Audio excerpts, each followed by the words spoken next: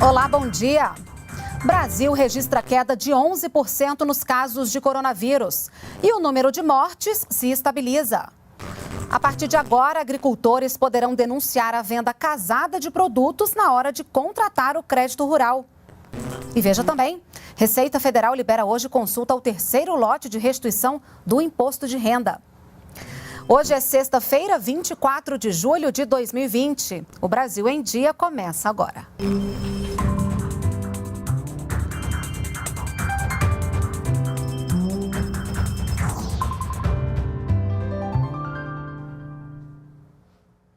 São 9 horas e 45 minutos. Nós estamos ao vivo também pelas redes sociais. Os beneficiários do auxílio emergencial que tiveram as contas digitais bloqueadas de forma preventiva pela Caixa já começaram a solicitar o desbloqueio. Veja agora as orientações para liberar o benefício. As mais de 1.300.000 contas digitais bloqueadas estão divididas em dois grupos. No primeiro, as contas foram bloqueadas por suspeita de fraudes. Nesse caso, o usuário precisa ir a uma agência da Caixa para regularizar a situação. A medida segue o cronograma de pagamentos do auxílio emergencial. A liberação é em até 15 minutos. Já as pessoas que receberem uma mensagem sobre inconsistência cadastral não vão precisar ir até as agências. Basta reenviar os documentos necessários por meio do próprio aplicativo do Caixa Tem, que a análise deve ser feita pelo banco em até 24 horas. A ideia é evitar aglomerações. Segundo Pedro Guimarães, os bloqueios foram feitos de forma preventiva e sem danos aos cofres públicos. Do ponto de vista de quanto que houve de fraude efetiva, foi muito pequeno. Uma parcela muito pequena. A questão é que nós, antes de pagarmos, quando percebemos a fraude, bloqueamos a conta. E foi ampliado para 180 dias o prazo da pausa das prestações da casa própria. A medida entra em vigor na próxima segunda-feira.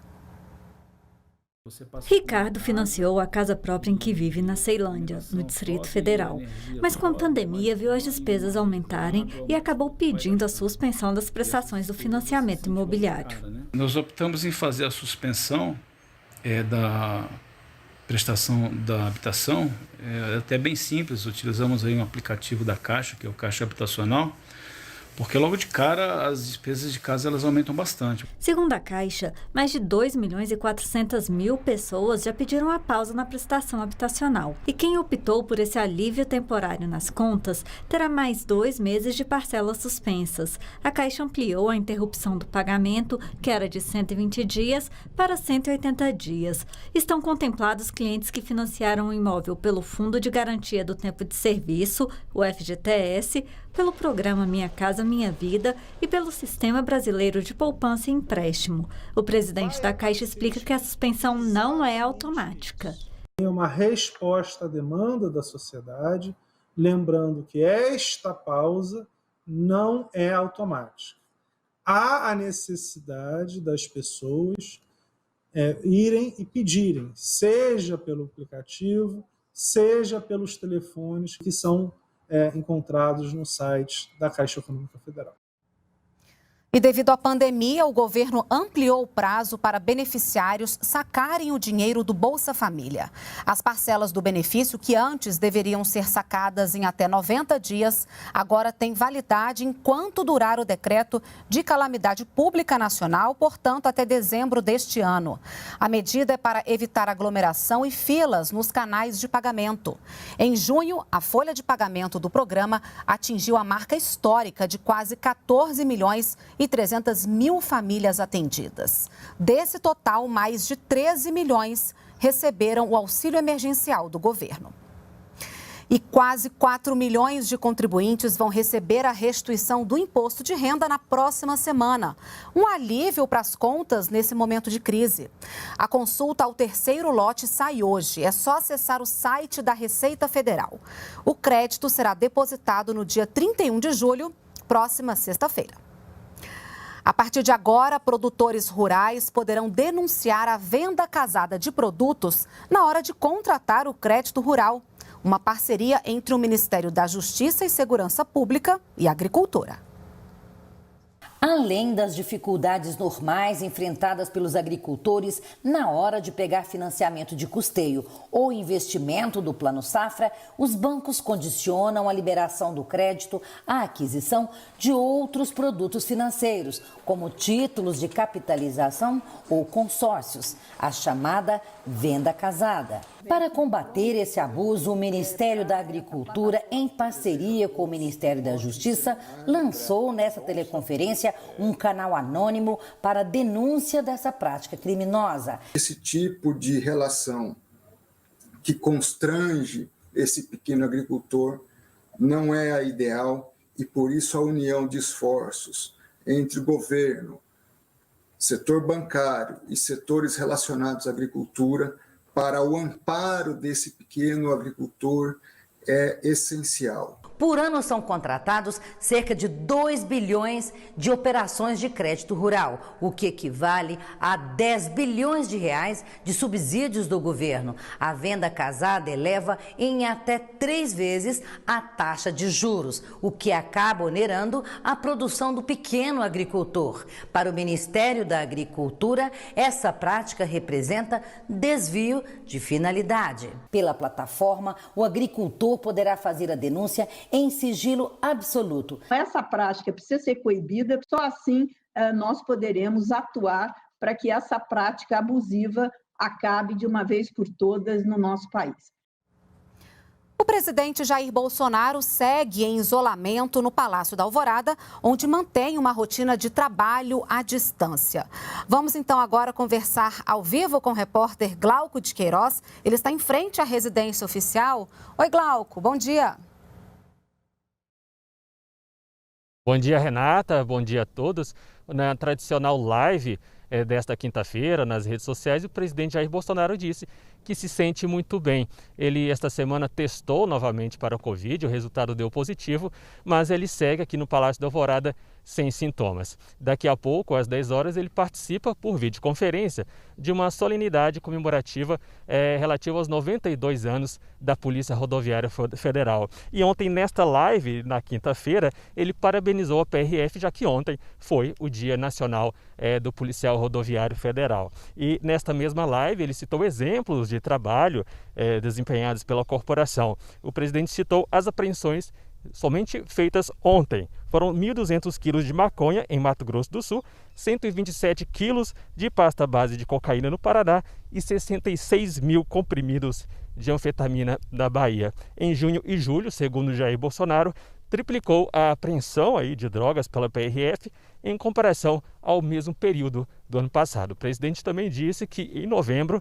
ele dará posse a 600 novos policiais rodoviários federais que participam atualmente de curso de formação aí em Santa Catarina. O presidente também disse que o presidente também participa também mais tarde de 2 reuniões. Primeiro, a primeira agenda é com o ministro da Casa, ministro Bento Albuquerque, que é de Minas e Energia, e Jorge Oliveira, que é da Secretaria-Geral. Essas 2 reuniões aí por videoconferência. Renata, é com você. Obrigada, Glauco, pelas suas informações ao vivo, direto do Palácio da Alvorada. Bom trabalho para você. E o número de novos casos de coronavírus caiu 11% nos últimos dias no Brasil e as mortes ficaram estáveis. É o que aponta o último boletim epidemiológico do Ministério da Saúde. A tendência de desaceleração ainda precisa ser confirmada, mas o fato é que na última semana as contaminações pelo novo coronavírus no Brasil caíram em 11% e as mortes ficaram estáveis. Em números, foram cerca de 235 mil novos infectados e 7.300 óbitos. A maior parte desses infectados está concentrada em 3 estados, São Paulo, Minas Gerais e Bahia. E as mortes em São Paulo, Rio de Janeiro e Minas Gerais. O levantamento do Ministério da Saúde também mostra como a evolução da doença varia de região para região. O Sul foi a única região que apresentou aceleração da Covid-19. Em uma semana, as infecções aumentaram em 14% e os óbitos em 30%. Santa Catarina, Rio Grande do Sul e Paraná tiveram os maiores números de mortes. O Sudeste e o Centro-Oeste apresentaram redução dos casos e estabilização das mortes. Mesmo assim, Distrito Federal, Mato Grosso, São Paulo e Minas Gerais ainda preocupam. No Norte, houve estabilização da doença, com uma média de 4.500 contaminações e 74 mortes por dia, mas com diferenças internas significativas. No Acre, por exemplo, as novas infecções caíram em 30% e os óbitos subiram 36%. O Nordeste reduziu os novos casos em 13% e as mortes em 6%. Mesmo com a diminuição, os registros recentes foram mais expressivos na Bahia. Os médicos agora têm um canal exclusivo criado dentro do Disque 100 e do Ligue 180 para denunciar casos ou suspeitas de violação dos direitos humanos. Um acordo entre o governo e o Conselho Federal de Medicina vai ajudar a identificar e registrar casos ou suspeitas de violação de direitos humanos durante o isolamento social. Os médicos que estão na linha de frente no atendimento às vítimas podem fazer a denúncia anônima pelo Disque 100 ou Ligue 180. Para isso, um código exclusivo foi criado. Quando o profissional da área médica ligar para um dos canais de atendimento, Disque 100 ou Ligue 180, com o dígito do código especial de acolhimento, a ligação será direcionada para o atendimento específico dessa categoria profissional. Além de ser registrada, a denúncia será encaminhada para a rede de proteção e responsabilização. O Disque 100 ou Ligue 180 vão monitorar as providências adotadas. O acordo terá vigência de 24 meses e não prevê a transferência de recursos financeiros. Os médicos acreditam que com essa nova ferramenta, muitas pessoas poderão ser ajudadas. A gente sabe que a violência doméstica é muito comum na nossa sociedade, principalmente agora nos tempos de pandemia, que teve um aumento significativo desses casos. E nós, médicos, não podemos ignorar essa situação. 26% dos brasileiros não têm acesso à internet, segundo o Comitê Gestor da Internet no Brasil. Nas zonas rurais, esse número alcança 47%. E o desafio da inclusão digital em um país de dimensões continentais passa pelo avanço da tecnologia.